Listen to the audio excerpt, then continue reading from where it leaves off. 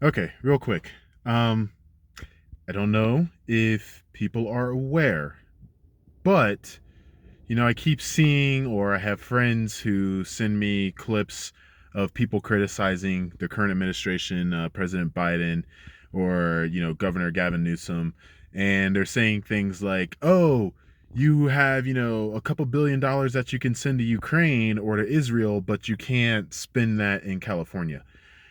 I am not sure if you guys know exactly how allocation works, right? So every fiscal year, the government tries to pass a budget. I say tries because if you pay attention to this stuff, then you know that we always get like this close to a government shutdown. And oh, by the way, two times the government has been shut down in the past like 20 something years is under the guy who's coming back in. So we always get to the line where the government wants to shut down because it's always a fight on the budget. That being said, if you don't know how allocating funds work, that's okay. That's all right. I'm not here to criticize you on that. Not everybody understands that the money that's going to Ukraine and to Israel, whether you agree with the war in Ukraine and us supporting them, or you agree with us supporting Israel or not, topic for another day. But that money that was allocated to them is coming out of the defense budget, right? The DoD, the money that the military uses.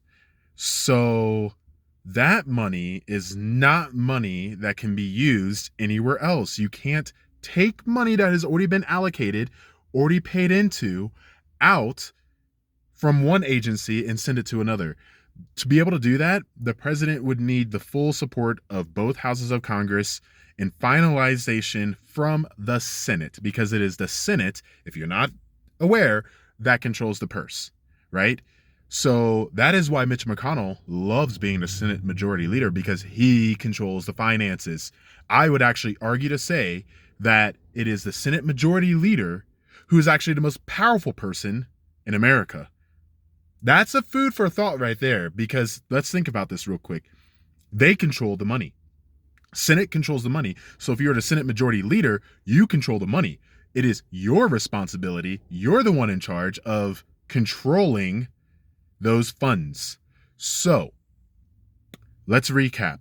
The president cannot take money from another entity that's already had that money allocated to them. So stop blaming the president. I don't care if it's Joe Biden. I don't care if it's Donald Trump.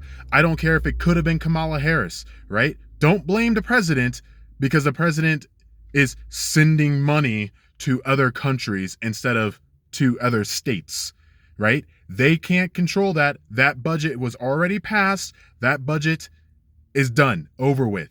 They can't pull that money out and then give it to somebody else. That's not how it works, right? Two, it is the Senate that controls the funding.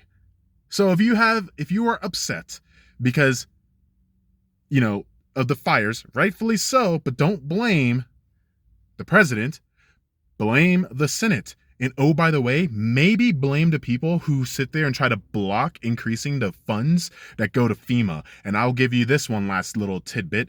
That's not the Democrats. Just saying. They're not the ones who are trying to block funding to other agencies or cut funding from other agencies or creating fake agencies that are then going to decrease the funding to said agencies. So if you're angry and upset about this, don't blame the current administration. They're doing what they can. Could they do better? I'm sure they probably could, but that's not why we're here. We're here just to point out the fact that these people who are like, oh, you have the money to send to Israel and Ukraine, but you can't help us. That's because that money is coming out of the defense spending bill. Good day.